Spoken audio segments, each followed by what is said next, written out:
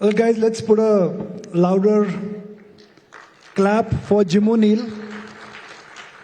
Jim O'Neill has come from London, even louder. Jim O'Neill has come directly from the airport. Yes. Is it true that you coined the acronym BRIC, or is that fiction? It's true. Do you feel proud about it? Because BRIC is now breaking? It means I get invited to wonderful things like this 23 years later. So yeah, of course. I'm very proud. I'm very lucky. I never had the slightest idea it would become the huge thing that it did. So I feel very fortunate.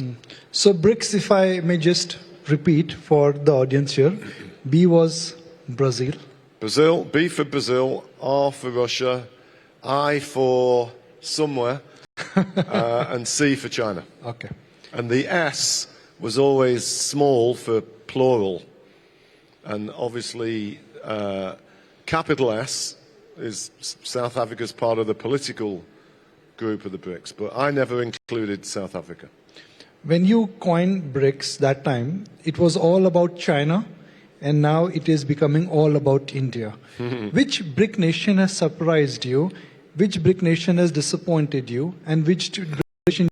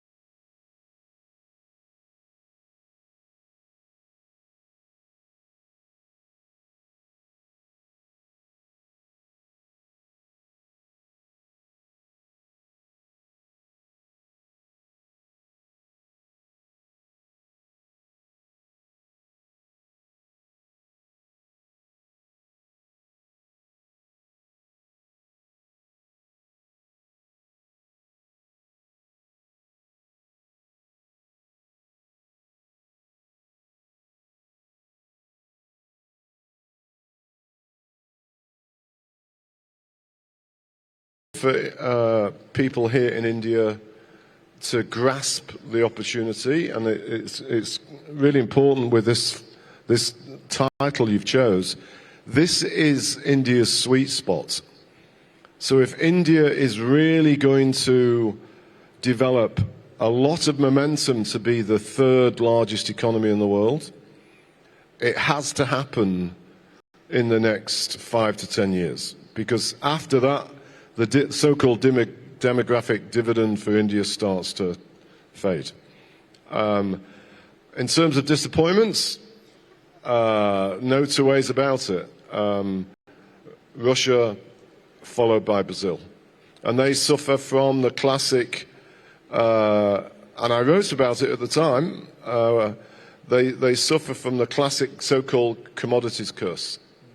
And one of the very interesting things about the world developing during my lifetime, many countries that have a lot of commodities struggle because they end up being wasteful with those commodities. And you see that in each of those two countries, and sadly, even more so in some ways with South Africa. So the two best are the two biggest, China and India. The necessary conditions which have made United States the largest economy of the world was they constantly innovated, and there was constant innovation which led to productivity. Yeah. China went on the other side. they constantly ensured that they remain the manufacturing hub of the world, and they were able to gain more in terms of prominence in the world.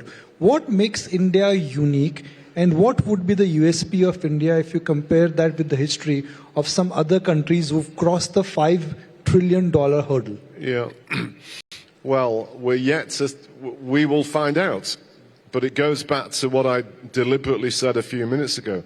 This is India's chance to really demonstrate its uniquity with some of the natural things that in India's favor. What are they?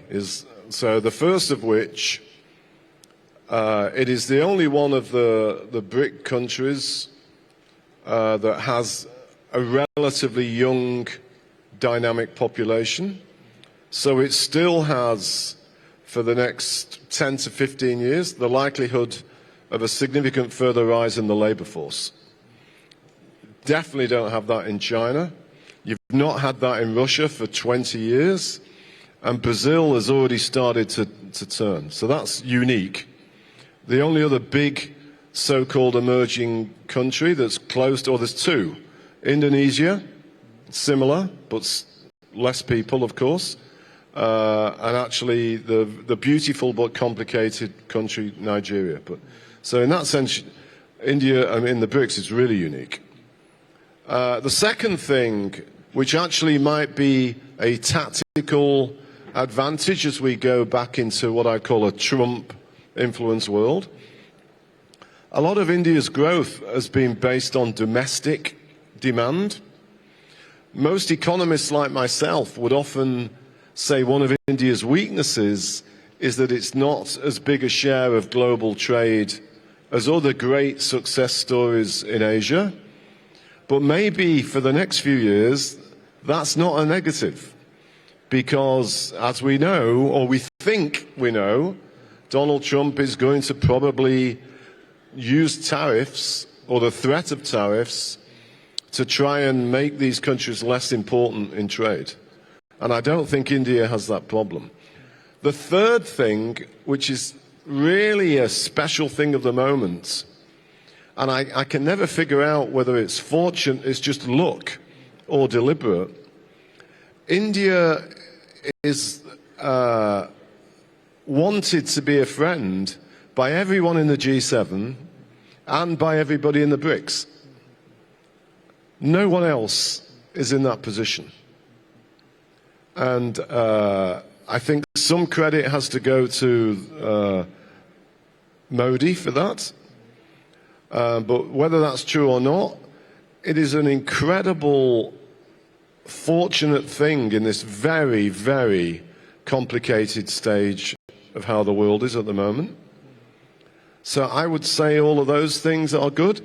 A strange thing is the English language. Obviously, one of India's biggest successes the past 20 years is its role in global services support and export of them. I think the ease in which the English language is used here is definitely a major factor of that. And you don't have that in the other BRICS. And so I think if you combine all of those things together, they're the things that India needs to really exploit more, and probably for more Indian people, because there's obviously a lot of things that India has challenges with as well still. We are going through extraordinary times when the global monetary policy or the central bank monetary policy has been extremely loose. Interest rates have been in a record low, and the government deficits are at a record high. Yeah. So given that we are in for a volatile global environment, how can India grow if the world is contracting or if world is in a messy place? Well, one of the answers to that is I've already touched on, because India's growth has frequently been driven by domestic demand. That means India is in control of a lot of what happens to India. To some degree, and we saw this in 2008, when there was a global shock, China had to dramatically change parts of its policies. Otherwise, the Chinese economy would have become a lot weaker a lot sooner. And look at Japan in that sense, far too dependent on things that are going on outside the country. Another example close to me in Europe is Germany. Germany, amazingly, has grown even weaker than the UK since COVID. And it's primarily because of Germany's vulnerability to things it can't control, like China, like the emergence of electric cars. So suddenly Germany has lost its global edge. India doesn't have that issue unless we have a collapse. If we had a collapse in the internet and global outsourcing and global services, who knows what happens out there, but that would be a risk. But I don't think India is as exposed to some of these other issues as many other parts of the world. It is obviously vulnerable to a very large rise in oil prices and commodity prices. It's probably vulnerable to, if we had an unexpected big rise in US interest rates. The markets right now are expecting them to come down. But in that sense, I think India is relatively protected about some of these really big risks out there, which I agree are sources of great uncertainty for many countries. So, Jim, if I just put all the ingredients in the melting pot, which is India's macro stability, yeah, political stability, yeah, fiscal deficit is coming under control. yeah. More importantly, we have a population which understands English, which is the business language of the world, and the first one which you alluded to, which is the young population, where the entrepreneurship seems to be coming back. Do you think 6 to 7% growth for India could be there for next couple of decades? So, as I think you know, and again, on the journey coming here and preparing for it in the past 2 weeks, I was reading some of my old research. This is something from 2007. The 10 things that India needs to do to reach its potential. And again, as a challenge to you and for any advisors to policymakers, India should be trying to grow by close to 10%. The demographics are so strong that if India could boost some key parts of productivity, it wouldn't be difficult for India to do still the next decade something closer to 10 than 6. And of course, I gather you panels discussed this morning. The flip side of that, if India only grows at 6, the GDP per capita, because you have so many people, won't rise that much. I think today it's about $3,000 a head. So I think India should aspire to actually grow by 8-9%, which it could do based on the kind of things that I've looked at for 30, 40 years. And in that sense, I'd like to see more ambition. One of the encouraging things that I noticed that links to the 10, back in 2007, I think I'm right in saying, India only had one university or tertiary sector institution recognized in the world's top 100.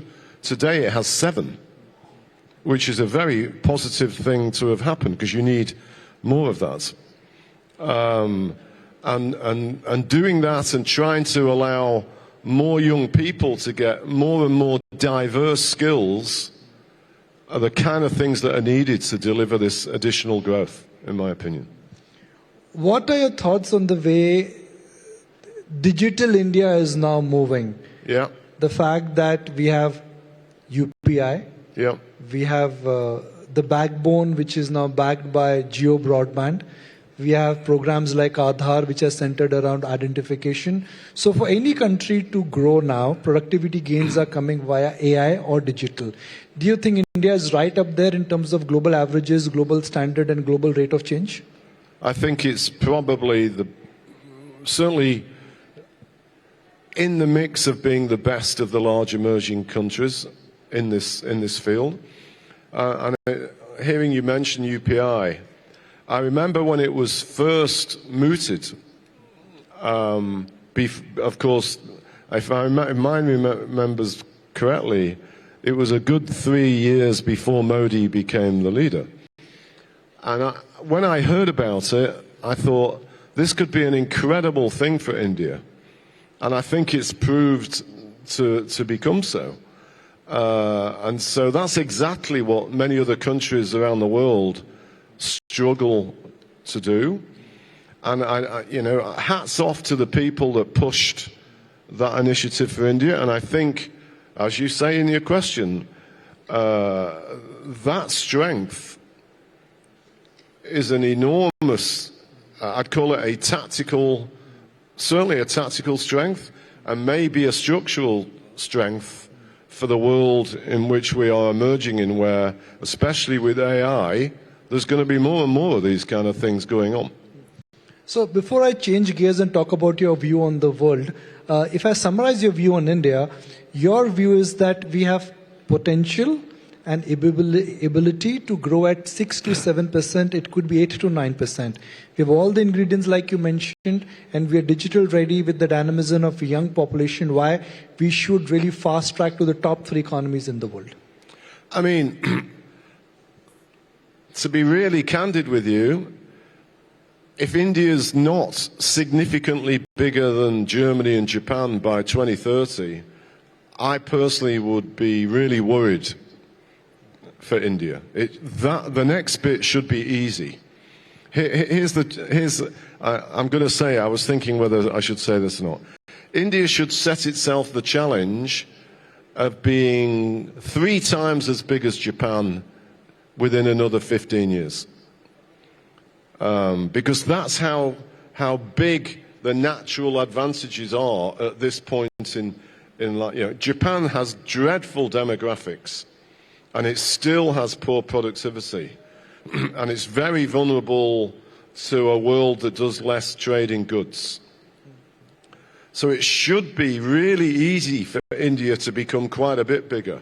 But if India really wants to get to be really big and more wealthy for more Indian people, it should want to become a lot bigger. And, I don't know, become half the size of the US by 2035 or something. Fantastic, fantastic. So nice to hear that endorsement coming from you, the man who actually saw the potential when he coined the word BRIC. I'm going to change gears and talk about the view of the world now. Yeah. There is a change in regime in the United States. Everyone is saying it's like someone has pressed the reset button again. Do you think Donald Trump will press the reset button again? Is he going to what? Press the reset button again. Does Donald Trump himself know what he's going to do? Like everybody else, I sit and watch and read these things about everybody who thinks they know what Donald Trump's going to do. I'm not sure Donald Trump knows what he's going to do. I think he enjoys the game of dealing with people. A silly example, when I look back on his famous attempts to become a friend of the North Korean leader, he seemed to have no idea what it was he was going to do when he managed to meet him. I noticed with great interest, yesterday I read that he has invited President Xi to his inauguration. I mean, that's quite an imaginative thing to do. We have a world of finance and business that is convinced that relations between the US and China is going to get worse. Maybe it won't. I don't know. And intellectually, it makes it fascinating, but I would not want to be overly confident in predicting that Trump's going to do X, Y, and Z, because I don't think he knows yet. What I would quickly add, I think he's chosen a very, very experienced person in macroeconomics to be his Treasury Secretary. And a very important thing that, again, I don't know how it will evolve, is how much Trump is going to trust Scott Bessent or delegate economic issues to Scott. I was asked by a Washington magazine yesterday, interestingly, to write a piece about what did I think of the possibility of a modern version of the so-called Plaza Accord, which is just the very fact I was asked that is interesting. And you can see the conditions for some sort of grand global deal where China agrees to stimulate its consumer, Europe agrees to boost its defense spending, Germany agrees to put more auto plants in the US, and the US then decides we don't need these tariffs because they're all going to buy more US things. And that would be an incredibly constructive thing for the world economy. But one other thing to say, it would probably also be very good for equity markets outside the US. Well, Jim, the way you've really summarized the India growth story for us, thank you very much. And thank you for endorsing it with such easy concept and ideas. I've always interacted with you online, but such a pleasure to meet you in person and really talk about the India growth story. Thank you for being part of IC, and such a pleasure to meet you in person. Let's put our hands together for Jim O'Neill, the man who coined BRICs. He feels that India has a long, long way to go. Thank you very much, sir. Thank you so much, Jim, for that fascinating discussion.